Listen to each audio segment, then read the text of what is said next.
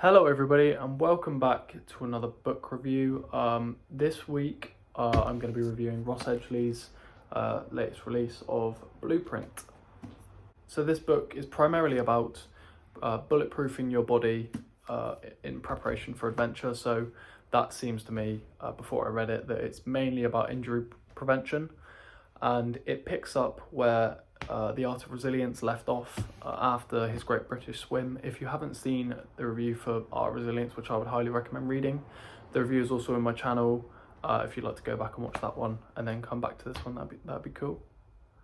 So on the whole, I thought this book was really interesting, really good. It's got the foreword by Eddie Hall, just explaining a little bit about their relationship, about what he thought about the book, which again was really interesting.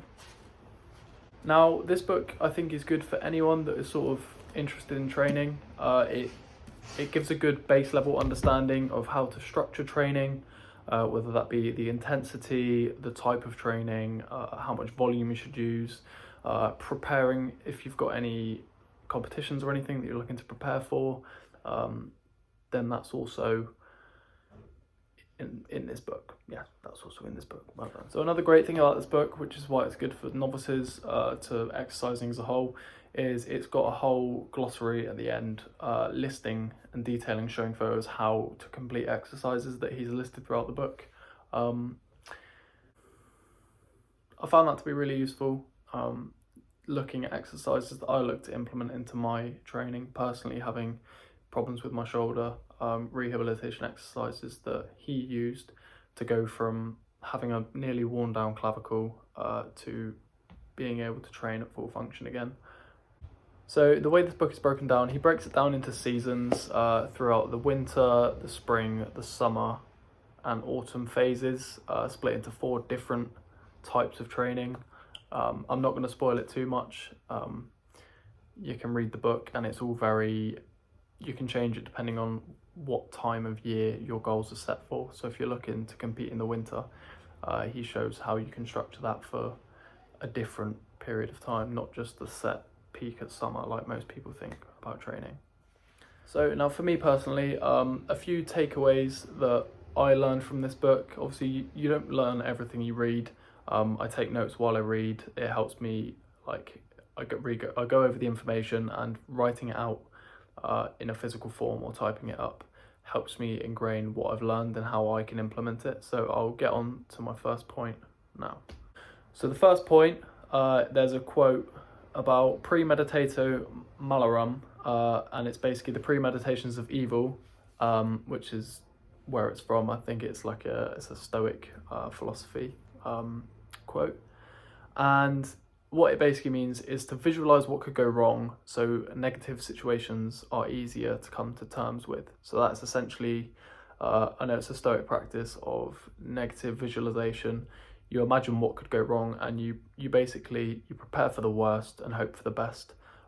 So it's like a mantra that I have repeated in my head a few times, just to reassure myself that if anything does go wrong, I can kind of prepare for it. Obviously it's not foolproof, obviously anything can happen, but it almost puts your mind at ease, because positive thinking isn't as effective as it was once believed to be. So I think it's interesting looking at the flip. Now one of my biggest takeaways, if you're trying to not only progress your musculoskeletal system but also your cardiovascular, the 2 types of training that entails, they counteract each other. And if you don't manage your fatigue correctly, it can very much impede your progress with both. So you could end up overworking your muscles to the point where they're not adapting optimally. And he speaks about this phenomenon, which is called the interference phenomenon. And he talks about how you can prevent this phenomenon from happening, which I'll explain in just a second. So he gives a very, very good in-depth detailing of how this interference phenomenon works. And it's essentially, if you have an intense upper body session and you also want to do cardio, it would be inefficient to use an upper body cardio method like a rowing machine or a ski erg, because your upper body muscles are already fatigued. So ideally, you would want to split it 6 hours, which is what the study showed. You'd want to split these sessions 6 hours apart if you're going to use the same muscle. But if your lifestyle can't allow for that, then it's probably better to obviously train upper body and then do something like a low intensity cycle or something like that, just to try and manage the fatigue.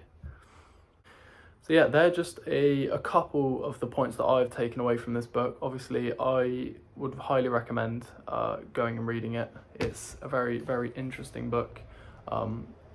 Very good for novices, like I said. So that was my brief overview of his new book.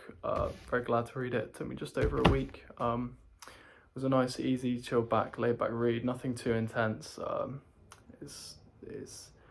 I'd give it probably about a 4 out of 5. Decent.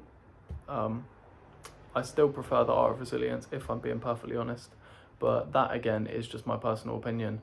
So that will be the end of this review. Consider liking, subscribing, sharing it to your friends if you'd like, and thank you for watching, and I'll see you later. Peace.